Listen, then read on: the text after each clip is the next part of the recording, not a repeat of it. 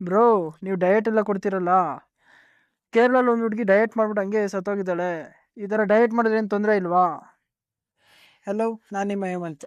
ಇದೊಂದು sad news ಕೇಳಿದೆ. ಈ ಥರ ಕೇರಳ ಹುಡುಗಿ ಡಯಟ್ ಮಾಡ್ಬಿಟ್ಟು ತೀರ್ಕೊಂಡ್ಲು ಅಂತ.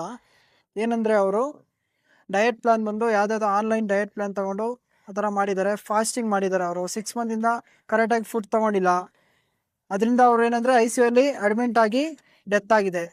ನೀವು ಏನಂದರೆ ಮೇಯ್ನಾಗಿ ಡಯಟ್ ಮಾಡ್ಬೋದು. ಕರೆಕ್ಟಾಗಿ ನಿಮ್ಮ ಡಯಟಲ್ಲಿ ಪ್ರೋಟೀನ್ ಇಂಟೇಕು, ಕಾರ್ಬ್ಸು, ಫೈಬರ್ಸ್ ಎಲ್ಲ ಕರೆಕ್ಟಾಗಿ ಇದ್ಕೊಂಡು ನೀವು ಕರೆಕ್ಟಾಗಿ ಡಯಟ್ ಮಾಡಿದ್ರೆ ಏನೂ ತೊಂದರೆ ಆಗಲ್ಲ. ಆ ಥರ ಏನಂದರೆ ನಿಮ್ಮ ಬಾಡಿ ಟೈಪ್ಗೆ, ನಿಮ್ಮ ಹೈಟು ವೆಯ್ಟ್ಗೆ ಬಂದು ಬೇರೆ ಥರ ಇರುತ್ತೆ ಡಯಟ್ ಚಾರ್ಟು. ಸಿಕ್ತವ್ರದ್ದೆಲ್ಲ ನೀವು ಆನ್ಲೈನಲ್ಲೆಲ್ಲ ನೋಡ್ಕೊಂಡು ಡಯಟ್ ಫಾಲೋ ಮಾಡಿದ್ರೆ ಅದು ನಿಮ್ಗೆ ರಿಸಲ್ಟು ಬರೋಲ್ಲ, ಅಷ್ಟು ಸೆಟ್ ಆಗಲ್ಲ. ಏನಂದರೆ ನಿಮ್ಮ ಬಾಡಿ ವೆಯ್ಟೇ ಬೇರೆ ಇರುತ್ತೆ, ಅವ್ರದ್ದೇ ಬೇರೆ ಇರುತ್ತೆ.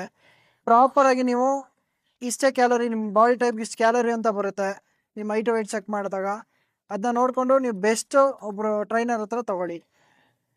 ಈ ಥರ ಆನ್ಲೈನ್ ಡಯಟ್ ಚಾರ್ಟು ಮತ್ತು ಫಾಸ್ಟಿಂಗ್ ಎಲ್ಲ ಮಾಡಿಬಿಟ್ಟು ನಿಮ್ಗೆ ಅಷ್ಟು ರಿಸಲ್ಟ್ ಸಿಕ್ಕಲ್ಲ. ಏನಾದರೂ ಕ್ಲೀನಾಗಿ ಹೆಲ್ತಿಯಾಗಿ ಡಯಟ್ ಮಾಡಿ ಒಳ್ಳೆ ವೆಯ್ಟ್ ಲಾಸ್ ಮಾಡ್ಕೋಬೋದು, ನಿಮ್ಗೆ ಒಳ್ಳೆ ರಿಸಲ್ಟ್ ಬರುತ್ತೆ. ಈ ಥರ ಹೆಲ್ತಿ ಜಿಮ್ ಕಂಟೆಂಟ್ಗಾಗಿ ನಾನು ಫಾಲೋ ಮಾಡಿ.